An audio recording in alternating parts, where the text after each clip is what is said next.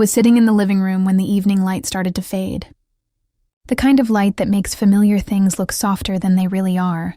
My feet rested on the small wooden stool my husband had built years ago, back when his hands were still strong and steady. The television played quietly, just loud enough to keep me company. In the kitchen, water heated on the stove, slowly, patiently. This was the part of the day I liked most. Nothing demanded my attention. Nothing rushed me. Then the front door slammed. The sound echoed through the house, sharp and careless. I didn't flinch. I didn't look up.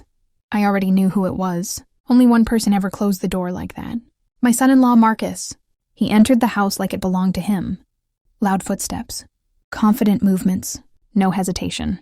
Behind him was my daughter, Emily, struggling with grocery bags. Her shoulders were tense, her eyes tired.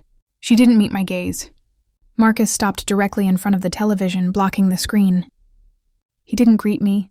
He didn't even acknowledge that I was there. He reached down, picked up the remote from the table, and turned the TV off. The sudden silence felt heavier than noise. "Why are you still sitting here?" he said. "My meeting's about to start. Go sit in your room." I slowly turned my head and looked at my daughter. I waited, just one sentence, one small act of courage. Something simple, like, "Don't talk to her that way." But Emily stayed quiet. Her fingers tightened around the grocery bags. Her eyes stayed on the floor. That was when something inside me settled. Not broke, settled, like dust after a storm. I realized I wasn't surprised. I was only finally aware. I stood up carefully, steadying myself on the arm of the chair. Marcus had already sat down on my couch, opening his laptop, loosening his tie. He spread his papers across the coffee table like he owned not just the furniture, but the air in the room. "Going somewhere?" he said with a short laugh.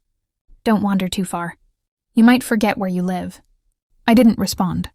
I walked down the hallway to my bedroom. The hallway walls were lined with photographs, birthdays, holidays, a lifetime frozen in frames. I stopped at my dresser and opened the bottom drawer. Inside was a blue folder, thick, heavy, untouched for a long time. I opened it. The house deed, utility accounts, bank documents, all in my name. I closed the folder, placed it into my bag, and looked at myself in the mirror. I looked older than I felt, but not weak. Never weak. I walked back through the living room, past Marcus, past my daughter, and opened the front door. I stepped outside. I didn't slam the door. I closed it quietly. That night I stayed in a small hotel. The room was plain but clean. No clutter, no voices. I slept better than I had in years.